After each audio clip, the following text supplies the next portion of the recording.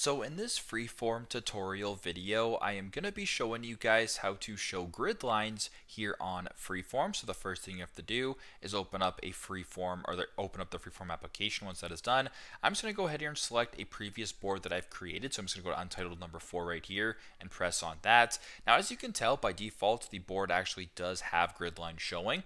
But if this is turned off or you want to go back and forth, it's super simple as well. Go to the top right, press on the icon third from the right, in between the circle with the 3 dots and the upload icon.